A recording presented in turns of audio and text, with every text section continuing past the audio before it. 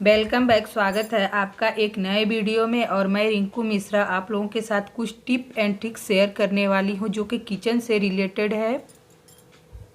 और अगर चैनल पे नए हैं तो प्लीज़ चैनल को लाइक शेयर एंड सब्सक्राइब कर दीजिएगा। और प्लीज़ बेल आइकन का बटन दबाना ना भूलिएगा। तो जो फर्स्ट टिप है मेरा वो ग्रेटर को लेके है। जब भी हमारे ग्रेटर हम यूज करते हैं तो कुछ दिन यूज करने के बाद उसका धार कम हो जाता है, जिससे कि हम जब भी सब्ज़ी वगैरह कोई सा भी ग्रेट करते हैं तो वो अच्छे से ग्रेट नहीं होता है। तो इसके लिए बहुत अच्छा जुगाड़ है जो कि आप चाहें तो यूज़ कर सकते हैं। हमें ले लेना है कोई सा भी कप जो कि हम रेगुलर घर में यूज़ करते हैं, और उसको इस तरह से हमें अपने ग्रेटर पे चलाना है। और इसके बाद हम देखेंगे कि थोड़ी देर कप को इस तरह से चलाने के बाद हमारा ग्रेटर का जो धार है वो बिल्कुल ठीक हो जाएगा और तेज़ हो जाएगा। और उसके बाद अगर हम सब्जियों को चाहे जब भी यूज करेंगे तो हमें बहुत ही अच्छा रिजल्ट देखने को मिलेगा। और चलिए चलती हूँ अपने नेक्स्ट टिप के तरफ, जो कि है हमारे प्लास्टिक के कंटेनर को लेके। प्लास्टिक का कंटेनर या प्लास्टिक का कोई सा भी इस तरह का लंच बॉक्स जो कि हम बच्चों को देते हैं, लंच में देते हैं, तो इसको हम डेली वॉश तो करते हैं लंच बॉक्स को। लेकिन लंच बॉक्स जब भी हम वॉश करते हैं तो हमारे नॉर्मल तो देखने में वो साफ़ हो जाता है, लेकिन कभी ये होता है कि जब हम सब्जियां वगैरह रखते हैं तो उसके दाग रह जाते हैं, और नहीं तो उसमें का जो ऑयल होता है वो चिपचिपापन सा महसूस होता है और वो बिल्कुल भी नॉर्मल वॉश से क्लीन नहीं होता है। तो जब हम 1-2 दिन दे देते हैं सब्जी, उसके बाद हमारा लंच बॉक्स भले से हम नॉर्मल वॉश करते हैं लेकिन वो हाइजीन नहीं रहता है।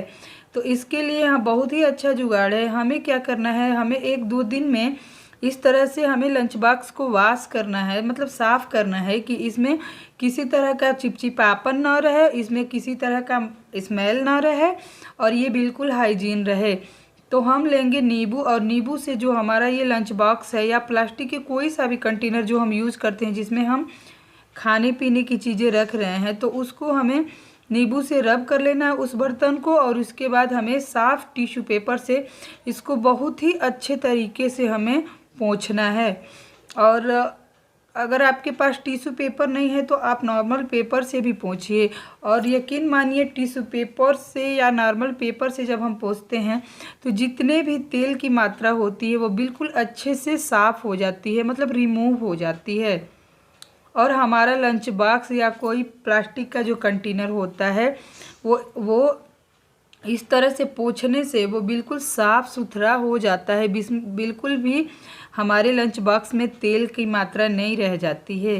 तो मैं आप लोगों को पोंछ के दिखा रही हूँ, इस तरह से सामने ये साफ़ करके दिखा रही हूँ। और इस तरह से करने के बाद आपको बहुत ही अच्छा लगेगा और आप बिल्कुल हाइजीन मेंटेन कर पाएंगे।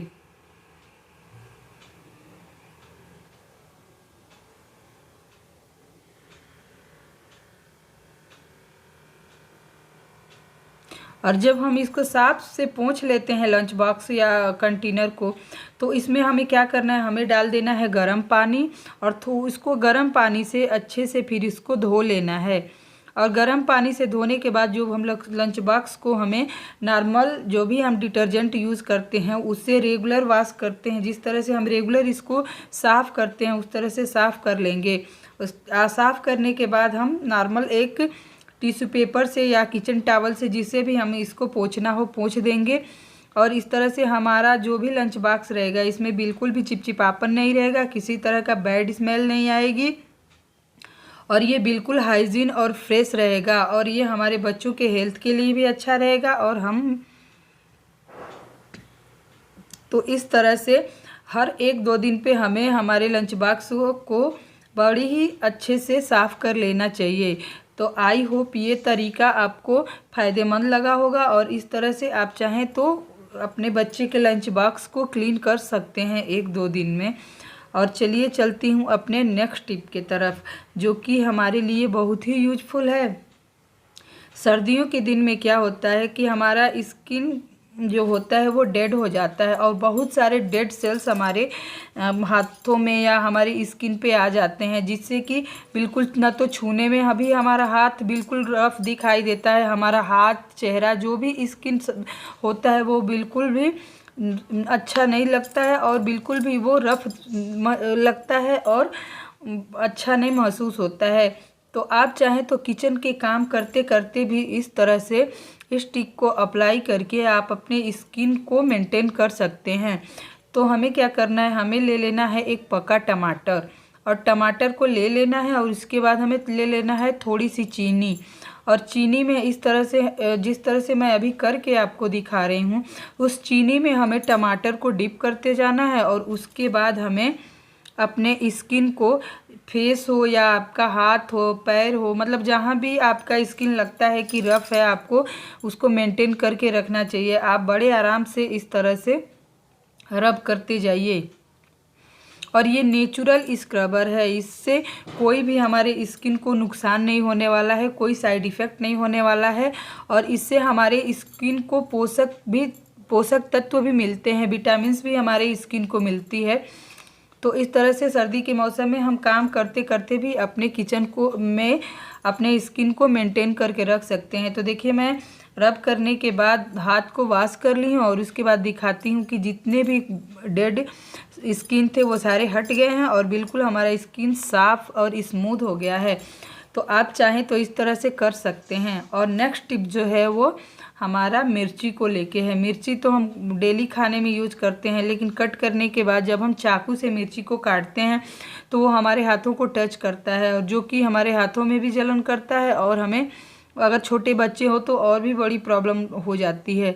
तो जब भी हमें मिर्ची को कट करना है तो बिल्कुल हम इसको हाथ से न काटें और इसके लिए हमें इस तरह से किचन में तो हम कैंची रखते ही हैं, तो हम किचन में जो कैंची रखते हैं उसके मदद से हमें मिर्ची को काटना चाहिए। और गाइस हम चाहें तो 1 हफ्ते के 2 हफ्ते के लिए भी हम इस तरह से मिर्ची को एक ही बार में कट कर सकते हैं और उसके बाद हम उसको स्टोर करके बड़ी आराम से हम रख सकते हैं और 1 हफ्ते तक हमें दोबारा इस मिर्ची को कट नहीं करना पड़ेगा।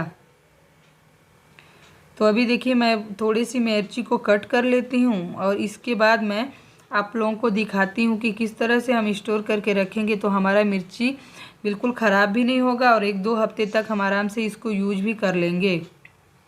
तो मैं मिर्ची को कट कर ली हूँ और इसके बाद हमें लेना है एक कंटेनर और उसके बाद इस कंटेनर में हमें नीचे टिश्यू पेपर बिछा देना है और इसके बाद हम सारी मिर्ची को कंटेनर में रख देंगे, स्टोर कर देंगे और स्टोर करने के बाद हमें ऊपर से भी एक टिश्यू पेपर से ही हमें इसको कवर कर देना चाहिए ताकि हमारे कंटेनर में जो भी मॉइस्चर होते हैं वो हमारा टिश्यू पेपर सोख ले और हमारा ये मिर्ची ख़राब ना हो। और इस तरह से आप स्टोर करके चाहें तो 1-2 हफ्ते के लिए भी आराम से मिर्ची को कट करके रख सकते हैं। तो आई होप ये तरीका आपको अच्छा लगा होगा। और चलिए मैं इसी के साथ ये भी दिखाती हूँ कि अगर हमारे हाथों में गलती से मिर्ची लग गई हो तो उसको तुरंत हम कैसे रिमूव करें ताकि हमारे स्किन में जलन ना हो और दूसरों को भी मतलब हमारे कहीं अलग हमारे हाथों को छूने पे भी प्रॉब्लम ना हो। तो इस तरह से देखिए हमारे पास अगर गुथा हुआ आटा है ना तो उसमें इस तरह से हम आटा को फिर तुरंत से गूँथ दें। इससे क्या होता है कि जो भी हमारे हाथों में मिर्ची लगी होती है वो तुरंत रिमूव हो जाता है और हमारा हाथ बिल्कुल अच्छा नॉर्मल हो जाता है। तो चलिए इसी के साथ ब्लॉग को एंड करती हूँ। मिलती हूँ एक नए वीडियो में, तब तक के लिए बाय बाय।